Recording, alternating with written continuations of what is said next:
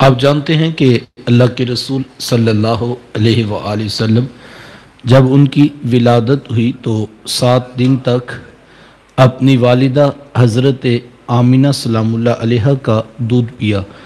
8ویں دن یہ اعزاز دشمن اسلام ابو لہب کی کنیز سویبہ کو حاصل ہوا۔ اس نے حضور علیہ السلام کو دودھ بھی پلایا اور دیکھ بھال بھی کی۔ یہ چند دن کا دودھ تھا، یہ چند دن کی دیکھ بھال تھی، لیکن میرے آقا نے سویبہ کے اس احسان کو بھی پوری زندگی یاد رکھا۔ مکے میں تھے تو میری ماں کہہ کے پکارا کرتے، مدنی دور آیا تو یہاں مدینے سے ان کے لیے کپڑے بھی بھجوایا کرتے اور رقم کا بھی بندوبست کیا کرتے۔ یہ ہے شریعت، یہ ہے سیرت جو میرے حضور لے کر آئے۔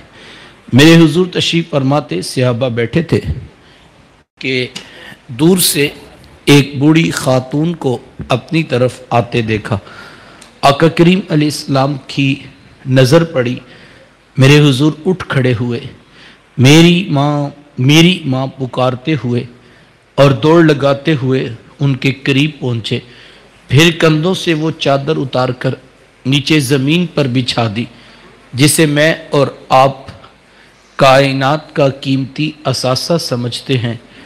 اپنی والدہ کو اس چادر کے اوپر بٹھایا، کان لگا کر گھنٹوں ان کی باتیں سنی، اور جب وہ بوڑھی خاتون خود اٹھ کر واپس جانے لگی تو کسی نے راوی سے پوچھ لیا، یہ آنے والی خوش قسمت خاتون کون تھی کہ محبوب علیہ السلام نے کندھوں کی چادر ان کے قدموں کے نیچے بچھا دی؟ تو بتانے والے نے بتایا کہ تمہیں نہیں پتا، یہی تو حضور علیہ السلام کی رضائی والدہ حضرت حلیمہ سعدیہ سلام اللہ علیہ تھی۔ سگی ماں تو سگی ماں ہے، میرے محبوب علیہ السلام نے تو دودھ پلانے والی ماں کو بھی اتنی عزتیں عطا کی۔ ماں باپ کیا ہوتے ہیں یہ زمانے کو میرے محبوب علیہ السلام نے آ کر بتلایا۔ آقا کریم علیہ السلام ایک دن صحابہ کو نماز پڑھانے آئے، تاحد نگاہ صحابہ نے اٹھ کر حضور کا استقبال کیا۔ محبتوں برا یہ ہجوم دیکھا تو چھم چھم آنکھوں سے آنسو برسنے لگے۔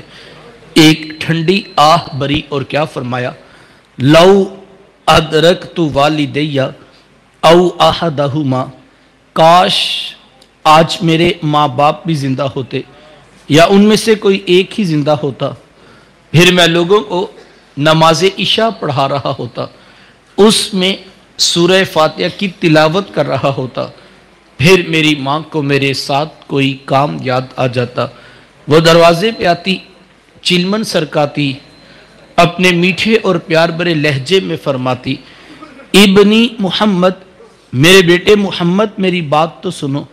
کہا لوگوں میں نماز کا مصلی چھوڑ کر پہلے ماں کی بات کو سن لیتا۔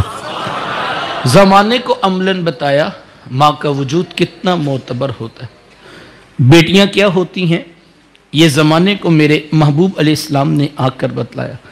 آقا کریم علیہ السلام کی آمد سے قبل آپ تاریخ عرب اٹھائیں، جب کسی کے ہاں بیٹی پیدا ہوتی تو شرم سے اس کا منہ کالا ہو جاتا۔ عزت اور آبرو بچانے کا ایک ہی راستہ ہوتا کہ ظالم باپ ماں کی ممتا بری گود سے پھول جیسی بیٹی چھینتا، گڑا کھود کے دھکا دے کر اوپر مٹی ڈال دیتا۔ اگر کوئی باپ اتنا ظالم، اتنا سفاک تھا تو وہ اس قابل تھا کہ معاشرے میں سر اٹھا کر جی سکتا ہے، اور اگر کسی کے ہاتھوں میں اتنی سکت نہیں کہ اپنی زندہ بیٹی کا گلا دبا سکے تو وہ اس قابل نہیں تھا کہ معاشرے میں سر اٹھا کر جی سکے۔ یہ عرب معاشرہ ہے جس کو قرآن مجید فرقان حمید نے بھی بیان کیا ہے۔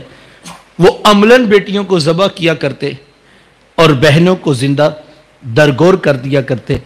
جس دور میں بیٹی ذبح کی جا رہی تھی، جس دور میں بہن زندہ درگور کر دی جاتی، میرے حضور اس دور میں کلمہ حق بلند کیا، بیٹیوں کو ذبح کرنے والوں سن لو، فاطمہ تو بدعۃ منی، میری فاطمہ تو میرے جگر کا بھی ٹکڑا ہے۔ یہ کلمہ محبت بھی ہے، یہ کلمہ جہاد بھی ہے۔ دیکھیں آج میں یا آپ اپنی بیٹی یا بہن کے لیے کوئی پیار بری بات کہیں تو یہ بہت بڑی بات نہیں ہے۔ آج اس معاشرے میں بیٹی کی عزت ہے، آج اس معاشرے میں بہن کا وقار ہے۔ یوں ہی تو نہیں بوڑھا باپ اپنی جھکی ہوئی کمر پہ بوریاں لاد لاد کے مزدوری کر رہا ہے کہ میں نے اپنی بیٹی کو عزت کے ساتھ رخصت کرنا ہے۔ جوان سال بھائی فیکٹری میں اوور ٹائم لگا رہے ہیں کہ ہم نے بہنوں کو عزت کے ساتھ بیاہنا ہے۔ یار یہ باپ تو ذبح کرتا تھا، یہ بھائی تو زندہ درگور کر دیتا تھا، ان کے سینے میں اتنا کوٹ کوٹ کر پیار کس نے بھر دیا؟ جواب ایک ہی ملے گا، یہ فیض ہے آمینہ کے لال کا، یہ فیض ہے میلاد والے آقا کا۔ لوگ پوچھتے ہیں میلاد کیوں منا رہے ہو؟ میں کہتا ہوں مجھے بتاؤ، جس نے ذبح ہوتی ہوئی بہنوں کو عزت عطا کی ان کا ذکر نہ کروں؟ جنہوں نے ذبح ہوتی ہوئی بیٹیوں کو زندگی کی بہاریں عطا کی، کیا اس میلاد والے آقا کا تذکرہ نہ کروں؟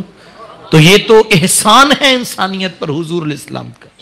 آقا کریم علیہ السلام ایک دن گھر تشریف لائے تو ام المومنین حضرت سیدہ عائشہ صدیقہ رضی اللہ تعالی عنہا عرض کرتی ہیں کہ حضور آج بڑا عجیب واقعہ ہوا۔ حضور میں عائشہ آج کیا ہوا؟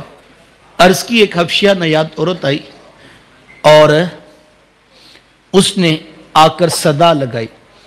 میں نے گھر میں تلاش کیا کہ کوئی چیز مل جائے تاکہ میں سائل کو صدقہ کر دوں۔